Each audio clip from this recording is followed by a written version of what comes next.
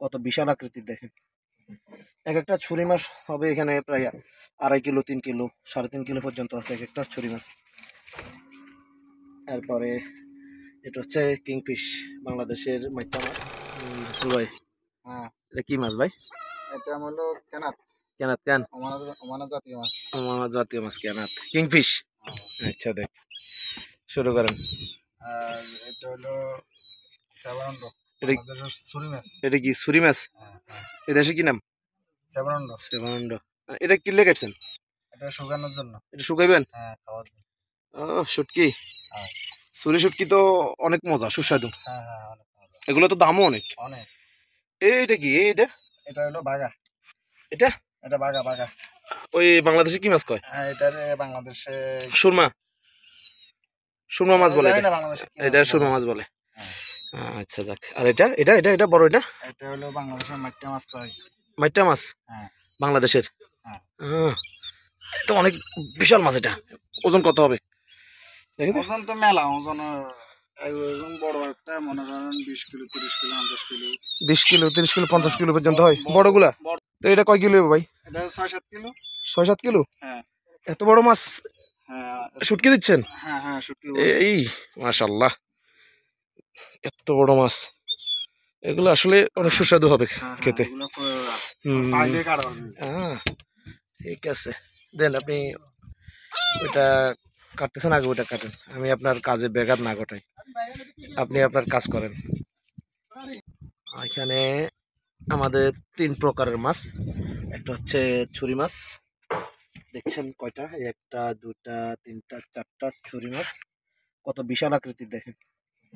এক একটা ছুরি মাছ হবে এখানে প্রায় 2.5 কিলো, 3 কিলো, 3.5 কিলো পর্যন্ত আছে এক একটা ছুরি মাছ।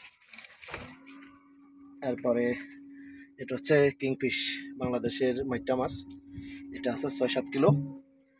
তারপরে আছে সুরমা মাছ, এদেশে বলা হয় এগুলাকে বাগা। এই যে আরেকটা মাইটা মাছ হচ্ছে দুইটা, দুইটা কিংফিশ বড় জাতের। আর আমাদের মাছ কাটিং ম্যান হচ্ছে রাসেল ভাই ফ্রম হাতিয়া, নোয়াখালী হাতিয়া উপজেলার মানুষ উনি। ওনার মাছ কাটা আসলে অনেক সুন্দর, উনি দক্ষ হাতে কিন্তু মাছ কাটে, অনেক আগ থেকে উনি এটা করে। এটা কাটা সহ একসাথে করবেন নাকি কাটা আলাদা করবেন? কাটা আলাদা। কাটা আলাদা না, আচ্ছা যাক। আর আমাদের নোয়াখালী এটাকে বলা হয় হুনি মাছ, আমরা বলি হুনি মাছ,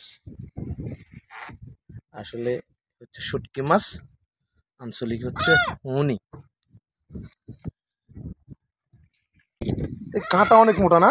হ্যাঁ, হ্যাঁ, কাঁটা কত বড় দেখেন মাছটার। এগুলো সম্পূর্ণ শুকানো হবে মাছগুলো।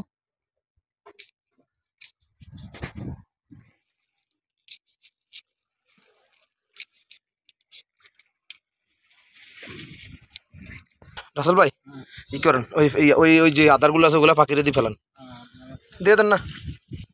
হ্যাঁ দেন, জোরে মেলামান জোরে।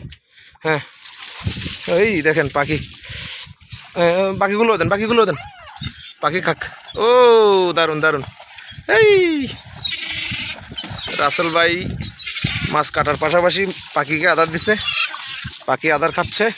কত সুন্দর সুন্দর পাখি দেখেন, সাদা কালো কবুতরের মতো দেখতে। যত চিকেন করে কাটা যায় না তত ভালো, যত চিকেন হবে কাটতে তত শুকাবে তাড়াতাড়ি, মোটা হলে কিন্তু দেরি হবে, হয়তো পোকা পড়ে যেতে পারে। এই কারণে ভাঁজ করে করে কাটা হচ্ছে।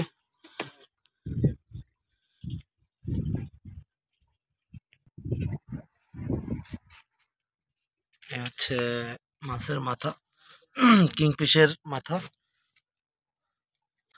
এই তো মাছ।